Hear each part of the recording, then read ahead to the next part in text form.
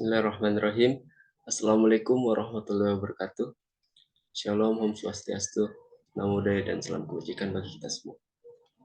Baik, di sini saya akan menjelaskan atau memaparkan materi dari kelompok kami, yaitu kelompok 2, judulnya yaitu Pasar Global.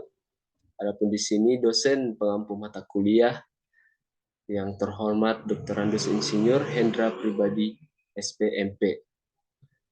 Dan nama anggota pada kelompok 2 itu ada beberapa. Yang pertama itu saya sendiri, Krishna Ajian Sayuda Kartika, kemudian Aswar, ada Nurul Insani, Maryam, kemudian Faradiba Aulia, Agung Cahyadi, dan Muhammad Nur Ikramsyah.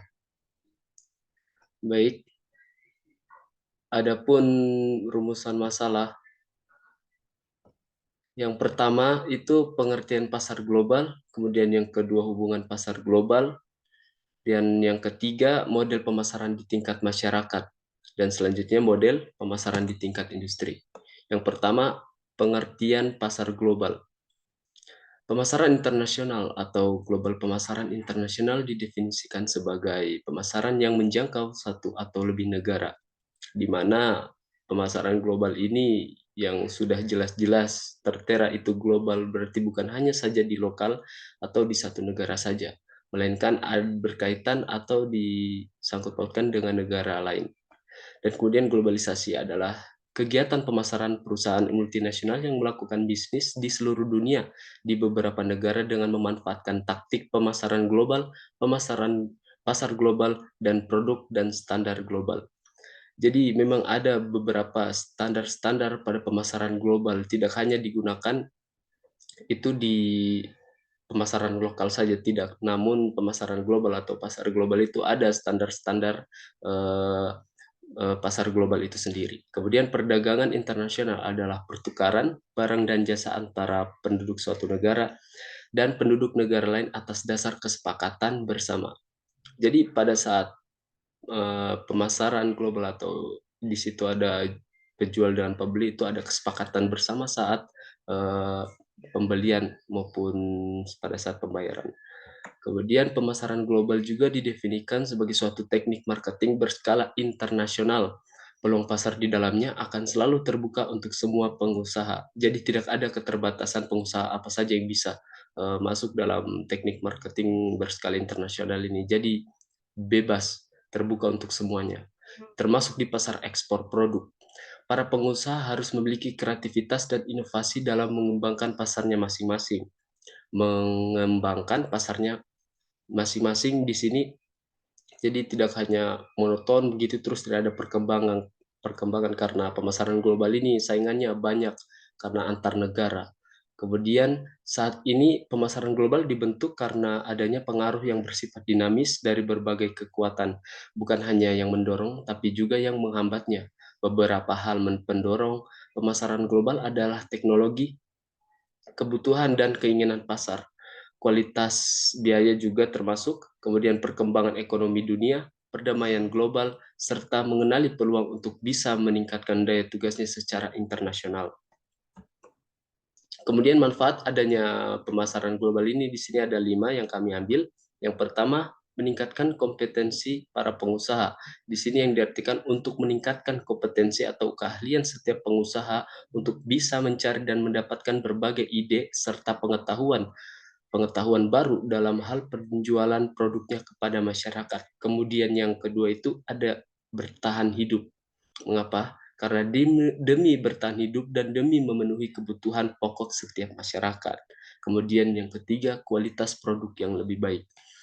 Untuk bisa selalu melahirkan ide segar yang berkualitas dalam pemasaran global agar produknya bisa menjadi produk yang paling unggul. Produk yang berkualitas tersebut nantinya akan diserbu oleh banyak pelanggan atau pembeli. Jadi itu sangat berpengaruh juga sih manfaatnya, yaitu kualitas produk yang lebih baik. Kemudian yang keempat, pertumbuhan ekskompi, atau di mana perlu Anda garis bawahi bahwasanya perkembangan masyarakat akan sangat tergantung pada aktivitas jual beli yang ada di sekelilingnya. Untuk itu, pemasaran global akan sangat berpengaruh dengan adanya perkembangan ekonomi masyarakat. Pertumbuhan ekonomi mereka akan otomatis berjalan lancar dengan banyaknya masukan dari daerah. Dan kemudian yang terakhir, manfaat adanya pemasaran global yaitu meningkatkan selera masyarakat, di mana membuat produk yang sesuai dengan selera masyarakat. Tentunya cara yang harus ditempuh agar produk pengusaha bisa laku dan diminati oleh banyak masyarakat. Namun selera masyarakat ini akan terus berubah-ubah, jelas itu pasti tidak monoton hanya itu yang mereka minta dengan keperluannya masing-masing. Bahkan tidak jarang selera masyarakat tersebut akan bergerak menurun atau meningkat sesuai dengan perkembangan ekonomi yang terjadi pada suatu negara. Kemudian di sini ada hubungan pasar dan hutan. Pendekatan pasar eh, atau pendekatan berbasis pasar untuk mendukung pertumbuhan usaha hutan berbasis masyarakat atau CBFE atau Community Based Forest Enterprise. Ini tidak hanya fokus pada keuntungan, namun juga memperhatikan aspek lingkungan, berinvestasi juga termasuk kemudian kontribusinya pada SDGs, yaitu serta bagaimana meningkatkan kualitas dari suatu daerah, mengembangkan infrastruktur dan kualitas udara. Kemudian contoh pemasaran global dan hutan. Petani madu akan mengajarkan bagaimana menaikkan harga komoditas dengan tidak hanya menjual produk madunya, namun juga memberikan cerita. Pemain akses pasar ini sangat berpotensial dalam membantu mengembangkan komunitas daerah yang bergantung pada pusat. Dan dengan dukungan pihak-pihak tertentu, kita dapat menciptakan keadaan yang mendukung kemudahan akses biaya, meningkatkan kapasitas agar dapat membantu lebih banyak petani dari komunitas untuk menjaga hutan. Kemudian selanjutnya model pemasaran di tingkat masyarakat. Pemasaran pemasaran mempunyai peranan yang penting dalam masyarakat karena pemasaran menyangkut berbagai aspek kehidupan, termasuk bidang ekonomi dan sosial. Pemasaran berarti mengalirkan produk dari produsen ke konsumen, maka pemasaran akan menciptakan lapangan kerja yang penting bagi masyarakat. Kemudian selanjutnya strategi komunikasi. Strategi pemasaran dibutuhkan juga strategi komunikasi. Kenapa demikian? Karena yang dilakukan oleh bagian hubungan masyarakat publik dalam meningkatkan hubungan baik dengan pelanggan maupun calon pelanggan pendidikan. Jadi itu sangat berpengaruh itu strategi komunikasi dalam pemasaran baik lokal maupun global.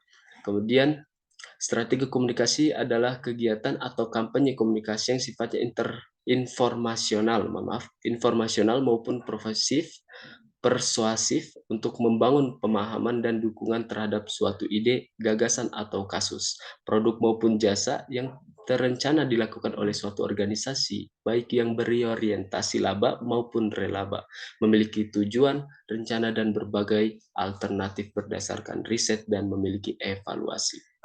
Kemudian model pemasaran di tingkat industri. Secara umum, pemasaran industri merupakan salah satu strategi pemasaran yang diterapkan oleh suatu perusahaan yang mana dalam prosesnya suatu perusahaan harus bekerja dengan perusahaan lainnya dalam pengelolaannya atau biasa disebut dengan bisnis ke bisnis.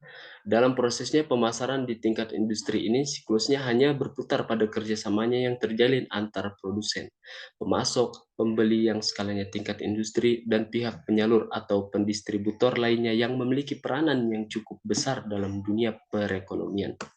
Kemudian di sini ciri-ciri pemasaran industri yang kami ambil ada 3. Yang pertama, memiliki lingkup pasar yang sedikit, namun skala perusahaan terkaitnya merupakan perusahaan yang besar.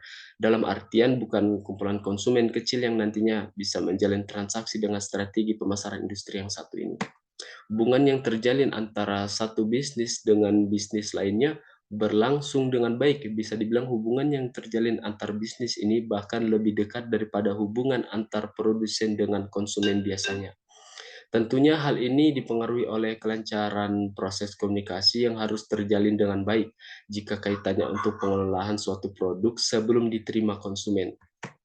Memiliki proses yang kompleks dan rumit karena produk ataupun layanan yang diperjualbelikan dalam hal ini bukan suatu produk yang kecil, melainkan produk besar yang penting bagi suatu perusahaan. Sehingga bisa dikatakan bahwa proses jalinan kesepakatannya pun berlangsung cukup lama karena proses pertimbangan baik buruknya pula, dan kemudian yang ketiga permintaan berasal.